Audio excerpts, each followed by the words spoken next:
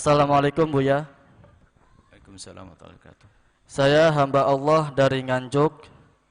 Semoga Buya selalu diberikan kesehatan dohir dan batin. Amin amin ya rabbal alamin. Amin. Izin menyampaikan dua hal Buya.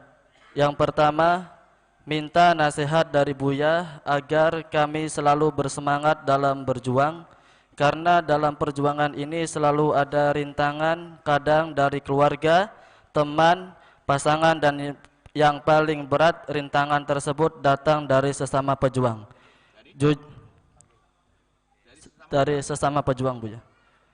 Jujur kami sempat putus asa ketika kami tidak kuat menghadapi rintangan tersebut. Yang kedua, bagaimana cara menasihati sesama pejuang Rasulullah yang berbuat salah sehingga dia tidak sakit hati dan tetap mau berjuang untuk Rasulullah SAW. Mohon nasihat dan jawaban Buya. Syukran wa jazakumullah ahsanal jaza. Wassalamualaikum warahmatullahi wabarakatuh. Waalaikumsalam warahmatullahi wabarakatuh. Yang pertama adalah di dalam berjuang dia merasa ada tantangan, gangguan yang kadang datang dari orang-orang dekat kita dan sebagainya. Bahkan kadang dari sesama pejuang. Nah, itu kembali kepada yang kita bahas. Ketulusan itu fokus. Ikhlas itu karena fokus. Kalau Anda ingin fokus ke sebuah tujuan, maka rintangan akan Anda jadikan sampingan. Kalau ada duri di sini, tinggal minggir saja ke sini. Enggak usah mikir duri ini berapa senti panjangnya. Kok tancap banget ini. Kelamaan enggak nyampe pada tujuan. Jadi fokuslah kepada tujuan. Jadi kadang-kadang kita ini sibuk dengan sesuatu yang enggak ada urusannya dengan tujuan. Kemudian juga yang harus kita pahami, sesama pejuang dengan kita ini, sama pejuang itu dia manusia kok. Anda tidak berjuang dengan malaikat.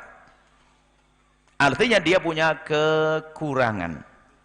Punya perilaku-perilaku yang kadang menjadikan kita tidak nyaman. Nah, di saat kita menemukan yang semacam itu, kita harus menjadi yang hebat dong. Kita pahami dia adalah pejuang Rasulullah, punya perilaku semacam itu kekurangannya yang aku harus maafkan dia. Lah kalimat tadi yang disebutkan putus asa, sebenarnya karena kita nggak ingat tujuan. Berarti kalau putus asa nggak nyampe tujuan dong. Sebabnya apa? Kurang yakin dengan tujuan. Kenapa? Bisa jadi dia bukan orang ikhlas tadi. Kalau kita fokus kita lebih serius, kita pada fokus kita lebih serius, gangguan nggak kerasa, Bu. Anda tahu anak kecil, itu kalau main serius bener, Bu. Sampai kakinya luka tuh nggak sadar, baru dimandikan ibunya sore-sore baru nangis, pedih. Lo tadi nggak kerasa waktu main. Karena dia padahal dia kena duri, kena sandung, dia nggak sadar. Karena dia fokus dengan mainnya. Sama kalau kita fokus dengan Allah, dengan tujuan, maka gangguan ini akan kecil. Dan namanya manusia bermacam-macam, ada yang suka ngangkat suara, ini nyantai. Oh, dia memang begitu. Kemudian tantangan di zaman kita biasa, di zaman perang dulu, perang itu bukan sekedar keganggu, kadang kesabet pedang kawannya, bayangkan. Kawannya mau nyabet lehernya lawan, bablas, swish, kena temannya. Apakah marah-marah? Enggak, mati syahid. Jadi jangan gampang baper ya, justru kita harus, nah, pejuang yang hebat adalah memahami kawan. Cepat paham, oh dia modelnya begini, model begitu. Sehingga dia ngerti selahnya itu bahasa Jawanya, gimana nyikapi dia. Jangan gampang putus asa, nggak berjuang nanti. Mungkin merasa pengennya berjuang sama malaikat saja. Nggak ada, di manusia semuanya ada kekurangan, ini kurangan itu. Yang jelas kalau sudah ikut bergabung dalam perjuangan, maka dia istimewa, dipilih oleh Allah dengan segala kelebihannya dan segala kekurangannya. Maka kekotoran kita, kejelekan kita kalau memandang orang dari sisi kekurangannya saja, bahasa lain kita menuntut. Ya, itu. Jadi justru kalau ada tantangan itu pembelajaran buat kita. Sebetulnya ya, karena kita akan dibawa ke tempat yang lebih hebat lagi. Misalnya ada tantangan ini adalah satu kawan kita, karena ngelingkup dakwah kita masih terbatas hanya 100 orang. Ada teman yang mengganggu. Kalau kita bisa menyelesaikan ini, berarti kita sudah punya ilmunya. Di saat nanti perjuangan kita lebih gede lagi, kalau ketemu tantangan yang serupa, saya sudah punya ilmu. Bukan gampang baper lalu putus asa, enggak. Ingat tujuan, kita fokus pada tujuan. Saudara kita, sahabat kita adalah manusia yang punya kekurangan dan sebagainya. Dan kalau kita karena Allah, berjuang karena Allah gara-gara, wah ini berjuang jelekit ngomongnya. Loh, apakah gara-gara nyelekit kamu nggak jadi sampai kepada Allah? Bisa jadi memang kita berjuang hanya pengen disanjung sama orang. Dia tidak menghargai saya kan berjuang, nggak menghargai saya. Oh ya sudah, pas yang diomongkan Nabi, kau hanya pengen sanjungan dari orang, gara-gara nggak disanjung saja sudah kayak kiamat dunia. Ya itu nggak ikhlas tadi itu, tapi orang ikhlas akan tetap, Masya Allah. Justru akan semakin menguatkan niat ya. Enggak, aku tidak bisa diganggu. Jangan-jangan ujianku untuk aku menjadi naik pangkat. Gak boleh bergeming dengan bermacam-macam model. Sementara yang mau berjuang itu adalah bermacam-macam kelasnya. Ada yang kelas TK, kelas SMA. Maksudnya akhlaknya juga masih ada pas-pasan, ada yang sudah bagus. Tapi yang jelas mereka sudah bergabung ingin baik dan mereka ingin belajar. Jangan jangan disamakan dengan orang yang sudah baik.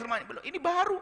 Apalagi baru harus kita beri pendidikan yang lebih, perhatian yang lebih. Maaf kita lebih banyak ke mereka. Ada hubungannya dengan pertanyaan selanjutnya. Gimana kalau mengingatkan dia melakukan kesalahan? Nah ini, nggak benar dan sebagainya. Itu pasti. Karena teman berjuang kita itu adalah bukan malaikat, pasti ada kesalahan dan kekurangannya. Istri, teman, ada kekurangannya. Lalu bagaimana mengingatkan mereka agar tidak tersinggung dan sebagainya? Maka ini masuk rumus baru lagi dalam berjuang. Orang hebat itu nggak akan gampang tersinggung, hai hamba Allah.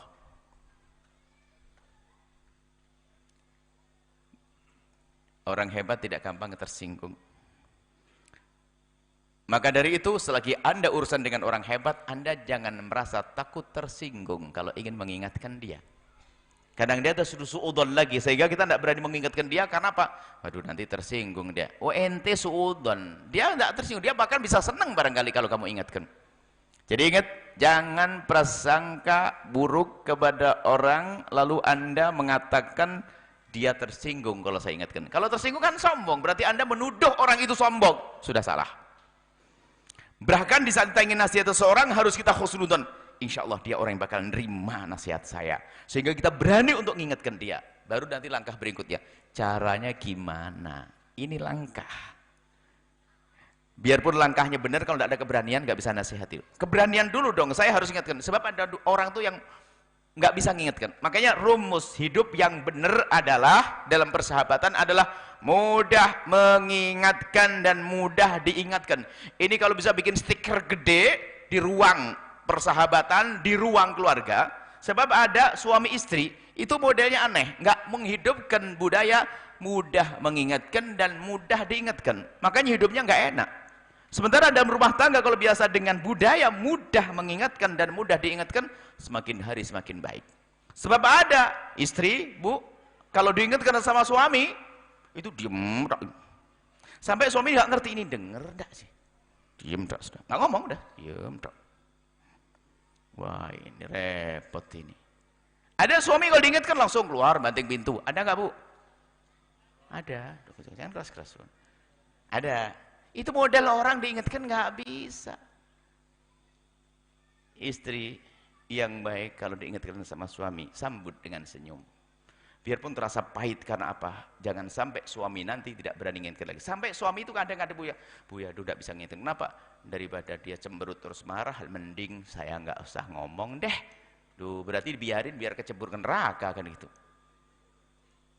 Ini ada. Jadi ada suami nggak berani ingatkan istri, istri nggak berani suami. Terus hidup kayak apa gitu?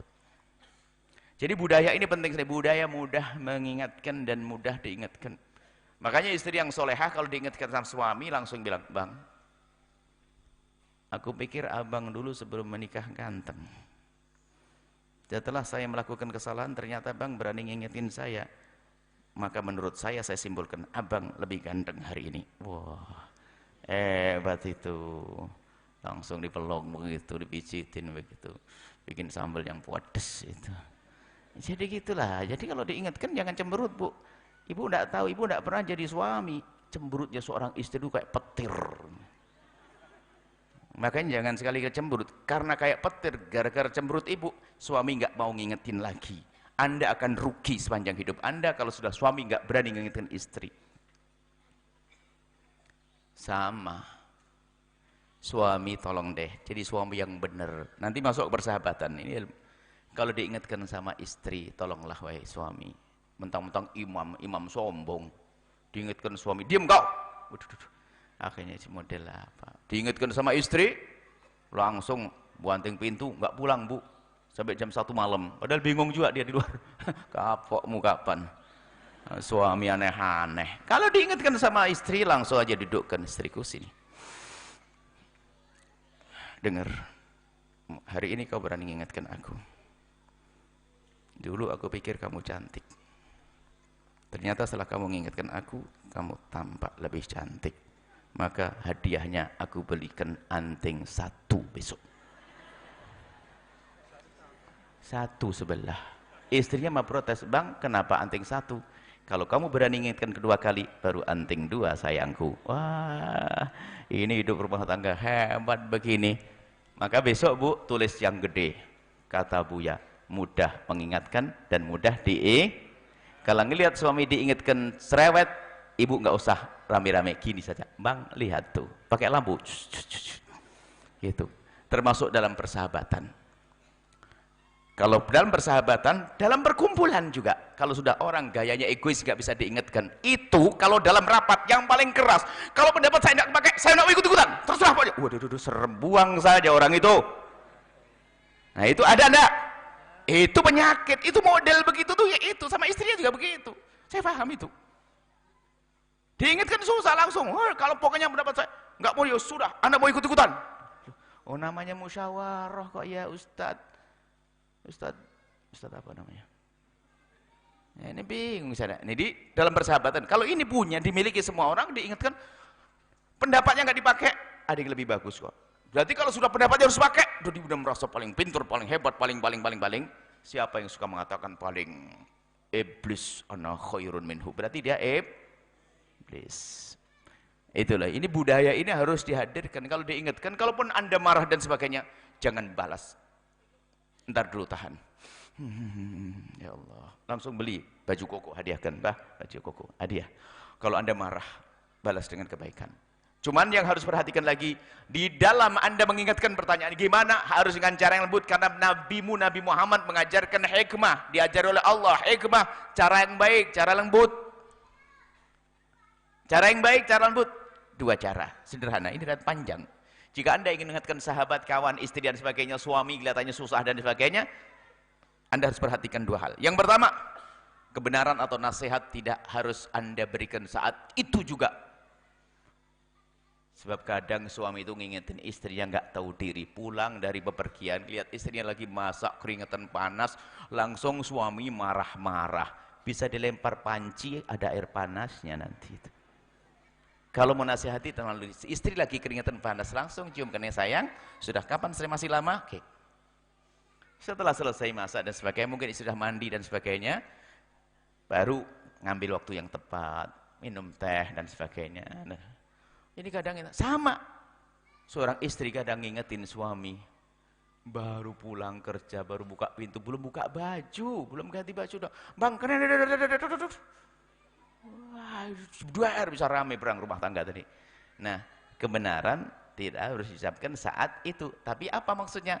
Cari waktu yang tepat, waktu yang enak, suasana nyaman, baru. Kemudian yang kedua, kebenaran tidak harus diucapkan oleh lisanmu sendiri. Kita harus punya perhitungan dong, omongan saya bakal didengar enggak oleh dia nanti. Tepat enggak omongan saya? Kalau memang omongan saya tidak, jangan dipaksain, nanti malah tambah jauh dia dari kebenaran. Kita harus punya perhitungan. Mungkin gurunya, mungkin ini. Atau ini termasuk bukan dengan lesan diri Anda sendiri, tapi bisa Anda ganti dengan surat cinta. Suamiku tersayang, wah cintanya tuh gampang, love-nya tuh 16, 17, merah, love suamiku tersayang, imamku, ada segala macam, panjangnya. Ujung-ujungnya, abang mohon maaf sayang, kalau ternyata sayang saya akan mengingatkan satu hal, tapi kalau abang belum siap jangan dibaca deh, daripada abang marah dengan saya. Ini lihat, stop dulu, titik-titik panjang. Jangan baca dulu bang ini, baru ngingetin. Tapi Anda jangan di situ, dia sebenarnya mau marah tadi. Dia mau marah ngelihat gambar love-nya tuh, nggak marah lagi. Tutup, buka, tutup, buka. Lihat istri yang lihat enggak ini? Istriku baik banget cara ngomongnya, nggak seperti kemarin. Abang, ini. Adas. Itu istri banyak tolak pinggang, taringnya keluar. Harimau pakai kerudung nama itu. Tahu mu harimau pakai kerudung? Itu tadi ibu kunyukronya marah-marah dok. Jadi ternyata ada pakai surat kepada orang tua, kadang bahasa ayahku tercinta. Mungkin suatu ketika ada seorang anak perempuan lihat ayahnya tidak pernah sholat, disuruh terus marah. Tidak usah, jangan bilang. Sering kirim surat yang baik. Jangan ngomong sholat dulu. Bicara sholat adalah surat yang ketujuh nanti. Surat yang ketujuh adalah baru ngomong sholat. Yang indah. Ini loh yang perlu kita itu kadang itu terburu-buru. Sok jadi pahlawan, nggak pakai siasat. Langsung jedar-jeder. Dia bukan robot yang klek langsung meredam. Enggak. Dia punya perasaan. Dia punya kebiasaan. Dia punya hati. Dia punya apa yang ada di pikirannya, macam-macam. Maka ayo kita masuk kepadanya dengan cara yang bagus. Ini adalah cara. Ya, intinya bagaimana? Kalau ada teman-teman semacam itu, pertama pandang dia adalah pejuangnya Rasulullah. Agar kita tidak sewenang-wenang seenaknya ngomong dengan dia. Kemudian dengan cara yang lembut tadi adalah kita ingin berbicara kepadanya adalah ambil waktu yang tepat. Kalau memang tidak bisa adalah dengan mengirim surat, tidak dengan lisan kita sendiri. Jadi jangan bikin malu deh. Jangan dibikin malu. Kamu ini begini. Nah, bukan hal yang baik. Kalau boleh ambil 4 mata, masya Allah, akhi, mohon maaf. Jadi indah seperti itu. Namanya sahib, sahabat seperti itu, insya Allah. Semoga indah semuanya, wallahu a'lam bissawab. Setelah Anda menyaksikan video ini, jangan lupa berselawat kepada baginda Nabi Muhammad sallallahu alaihi wa alihi wa sahbihi wasallam.